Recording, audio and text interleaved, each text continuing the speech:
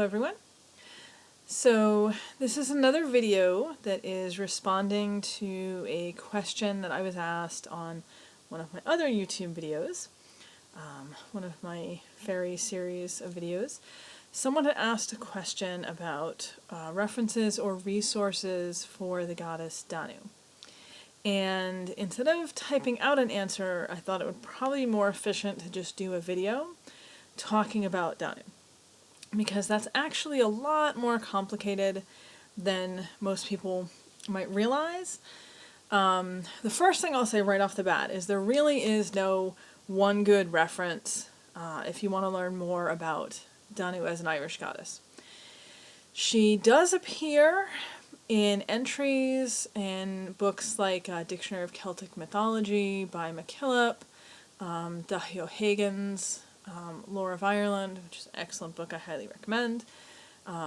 You can find entries on her in those, but they're going to be fairly concise, and they're not going to have a lot of detail to them.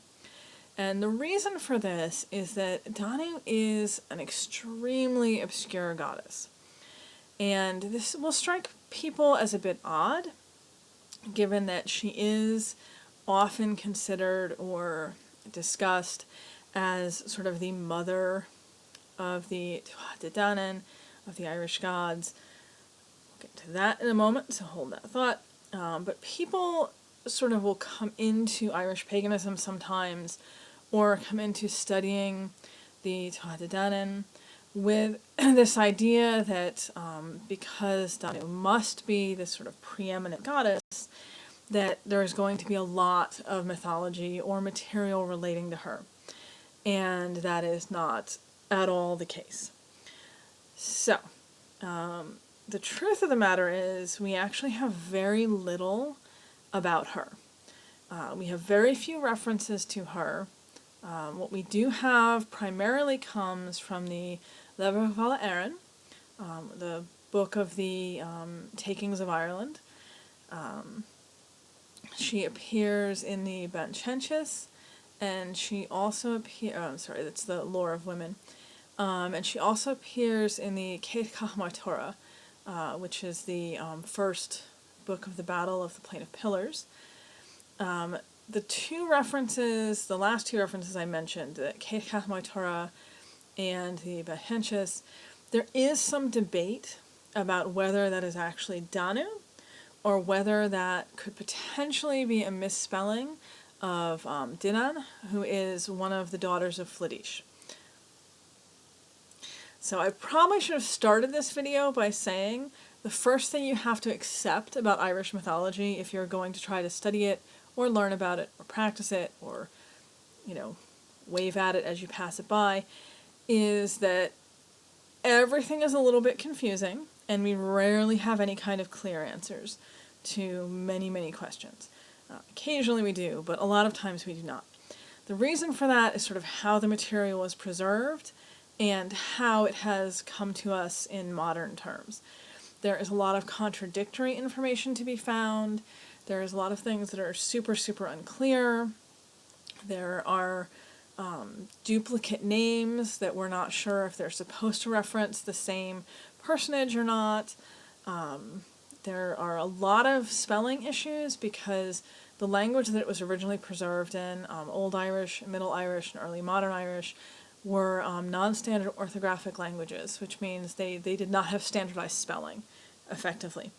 And that can be hugely problematic when we are talking about the names of deities, because you will have multiple variations, sometimes a dozen or more variations of how a name was spelled. And in some cases, because we have deity names that were somewhat similar, some of the spelling variations will duplicate other deity names, and then it gets very difficult, especially with the more obscure deities, to know who is actually being referenced in a particular example. So, probably should have started with that. But that being said, the two references we have to Danu in the Céad Chachmar Torah and the Banchenchis may or may not be her. We're not even entirely sure who she is, So that does not help in clarifying any of this. That all said, I had mentioned kind of at the beginning that a lot of people assume that Danu is the mother of the Tuatha. Some of that is because of a very unfortunate habit of people translating Tuatha as children of Danu. That is not what that means.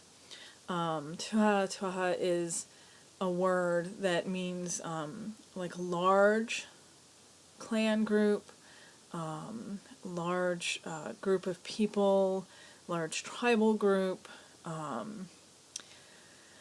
territorial group, small country. I'm trying to find a good modern equivalent here. There really isn't a super good modern equivalent for what a Tuatha would have been, but you're talking thousands of people.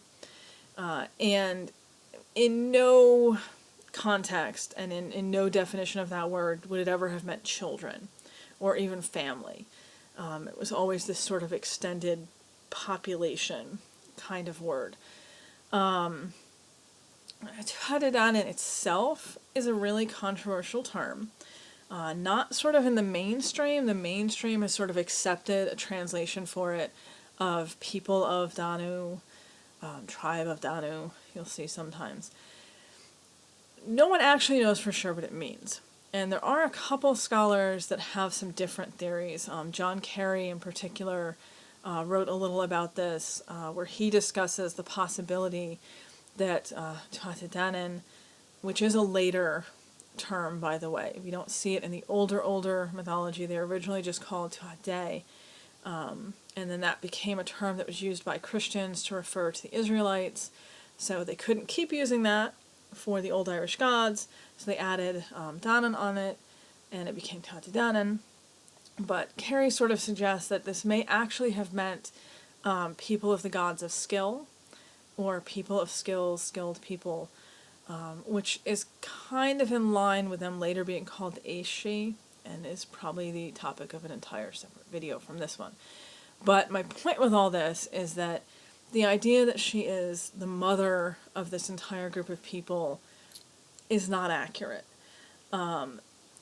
There is a reference, and this is why I just brought up that Tuatha may itself not mean what a lot of people take it to mean. There is a reference to the Tridana, three gods of skill, Tridana. Again, there's multiple variations of this in different texts. Three gods of skill. And in some versions, because the Levichal Aaron, there's multiple different versions of it. They're called redactions. And each of them can have very different material at certain points. There is a version which says that Danu is the mother of the three gods of skill.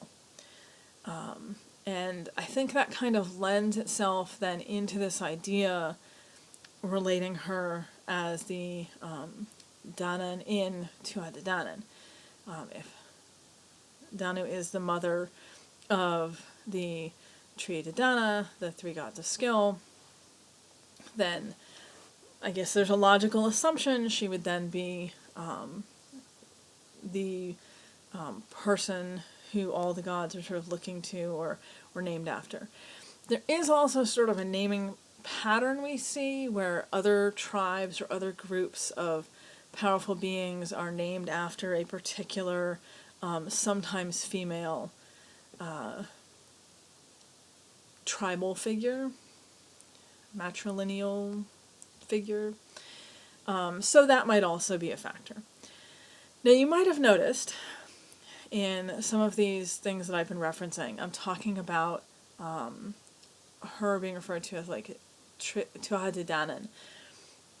Another really tricky thing when it comes to understanding Danu, the name Danu is never explicitly referenced anywhere in Irish mythology because we do not see it in that form. And this is super important. There is a name that appears, and I mentioned some of the texts that the name appears in, but it always appears as Danan, and sometimes in the much older material it's spelled slightly differently, but for this video we'll just go with Danu. The problem here is that grammatically speaking, Danu is not in the form that the name should be in the case that it's appearing in the text. And I'm sorry if I'm causing people pain that hate grammar here, but it's important. So Irish, the way that the Irish language works, even in the older forms of the Irish language, pretty much everything gets conjugated. If it holds still, it'll get conjugated, and that includes names. So when we see a name in a certain form, like the accusative, Danu, you would expect to see it in that form, Danu.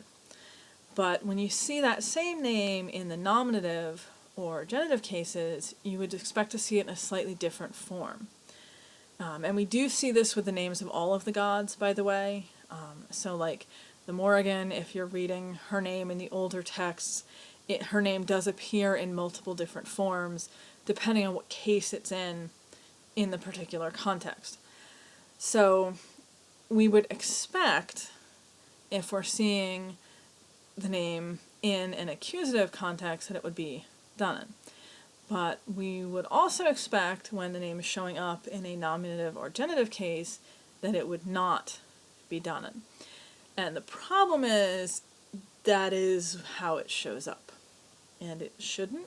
It kind of defies the laws of grammar. And that has led a lot of scholars to sort of come to this conclusion that the name itself might have been sort of retroactively created in order to explain certain things. If you go with Carey's theory, that Danu actually means people or tribe of the gods of skill, it's possible, and I'm putting this out as a supposition, that later in time, when that was no longer clear to some of the scholars and scribes who were reading this material, they might have then incorrectly assumed that it was referencing some sort of deity who was obscure and not referenced anywhere else, and then sort of inserted her name into things. So that is one theory. Either way, the name Danu, or Dana, is created in the modern times, in the last 100 or so years, by scholars who are theorizing what the accusative form of the name Danu should look like in a nominative or genitive case. Again, I apologize for all the grammar. They theorize that it should be Danu. We don't know, because it never appears that way. Now, the goddess Fladish, as I'd mentioned a little earlier, she is listed as having a daughter named Dinan. Different spelling. Again, super obscure. We know hardly anything about her. She only appears in a few references. And there is debate that the appearances of a personage named Danu in the Keith Torah and the Mathenches may actually be a misspelling of this daughter of Fladish. You could kind of also argue the reverse, that the daughter of Fladish name reference is a misspelling of Danu, and that name also is a little weird grammatically. But once again, we just have no idea. No one knows for sure. There's a lot of theories about all of this, sort of an endless mystery, if you will.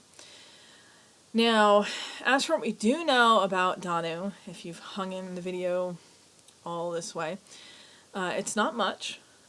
She does appear to be accompanying other goddesses who accompany warriors to the front lines of battle in the Keith Torah. She is referred to, if I remember correctly, as a foster mother of the three Morrigans, again in Keith Torah. We can kind of gather from the references throughout the text that she has magical knowledge and ability. As I'd mentioned, she is referred to in one version of the Levakwa Aaron, one redaction, as a mother of the three gods of skill. There's also one version, again, of the Levakwa Aaron, that says that she is the Morrigan, that Danan is the correct first name of the Morrigan, and sort of attributes some things that are occasionally attributed to the Morrigan, particularly mothering three sons, to Danu/Dadan. That's also kind of controversial. There's another part in the Levakwa Aaron that says the same thing about Anu. There's also a lot of modern confusion between Anu and Danu. Whether those two are the same goddess. I will say that the names Anu and Danu do not mean the same things. The strongest argument I've seen in favor of them being the same goddess is basically that there at some point was a confusion between Anu and De Anu, goddess Anu, and that De Anu kind of got contracted to Danu, and then somehow people forgot that that's what it was, and then it became the name Danu. There's a lot of Indo-European roots for Danu as a goddess going all the way back to India. The Danube River is named after her. She has some Welsh cognates. She does have Indian cognates. So I'm super skeptical of that idea myself. Danu's name means flowing. Anu's name is connected to the concept of abundance. So I'm not personally a fan of the idea that they are the same being, the same goddess by slightly different names. Other people do favor that. They do both have breast-like mountains in Ireland named after them. Dahik, I'm going to mispronounce this, I'm trying to remember it. Jahik, Danu, yeah, now that I'm trying to do this on the video, I'm forgetting what the name is, and I'm going to mess up the pronunciation because I'm not remembering it correctly. But that is also part of why they're sometimes conflated, is that they both have these. And the Morrigan does as well. The paps are the breasts of the Morrigan, which are by Shianbroga. So you can kind of see, I hope, why these particular goddesses are often kind of equated with each other or confused with each other. Whether they actually are the same, nobody agrees. There is an open debate. That pretty much covers all the references, the main references to Danu in the text. As I mentioned, there's really not much about her to be found. Peter Beresford Ellis wrote a book, Celtic Myth and Legends, in 1989, where he does give her a role in a creation myth that he wrote. And a lot of people misunderstand that as being genuine Irish mythology, which it's not. And in that, she has this very strong pairing with a god named Bile. It's like the sacred world tree kind of figure. And they are literally the parents of the god pair that then create the entire pantheon. But I will point out that that's a very modern story. Alexei Kondratiev, having trouble pronouncing everything at the moment, Alexei Kondratiev also wrote an Irish creation story, which was his version, where he makes Danu this very preeminent figure, again, paired with Bile, but again, that's very modern. So you will sometimes online find these sort of modern stories, often under the guise of Irish mythology, that depict her as the literal progenitor of the entire pantheon, that they are in fact her physical children, or even put her in the role of sort of creating the expressed world, the human world, or all of reality. Just understand that those are very modern. And I'm not, again, putting any judgment, good or bad, on that. I just want to be clear. What we actually have in the Irish mythology is super limited. In other aspects of Irish mythology, like I said, tying her to the Morrigan, it's one reference in one place. We kind of don't see that anywhere else. And the references to Danan in the Cetchamoy Torah and the Benhenchis appear with the Morrigan. So if we are assuming that those are references to Danu and not to the daughter of Fleish, and we're also assuming that Danu is not the daughter of Fleish, then in those cases we could clearly say that Danu is not another name for the Morrigan, because they are appearing in the same place in the same story together, acting together. So they can't be the same. Danu cannot be the name of the Morrigan in that case. If you're not assuming those things, you can come to a different conclusion. Outside of that, there is a lot of modern material, a lot of modern people really strongly connect to her. It's not at all uncommon in some versions of sort of modern paganism, neo-paganism, for people to put Danu in the role of Earth Mother, sort of make her an Irish version of Gaia. Mother Earth, Yorth would be the Norse equivalent, but sort of take that Mother Earth, planet Earth embodied concept and just put Danu's name on it. I can't speak to how that works for you personally, or if you believe that personally. I can only reiterate that would be a super modern interpretation of her. What we actually know about her is not a lot. Does she exist in modern terms as a deity?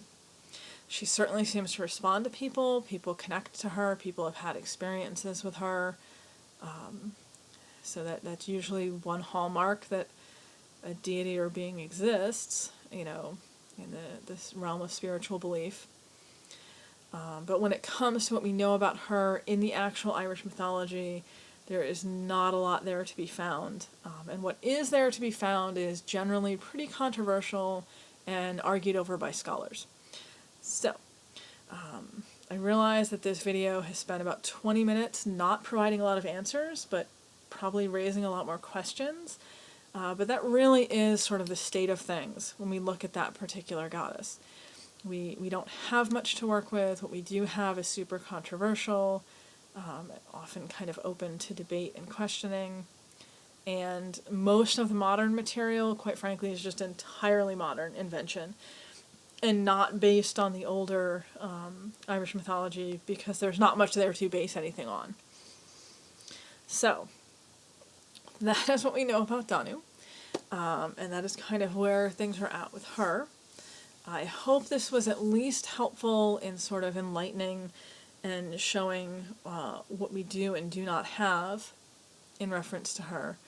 And if you do want to continue learning more about her, you're pretty much left with the modern sources and sort of exploring in that direction.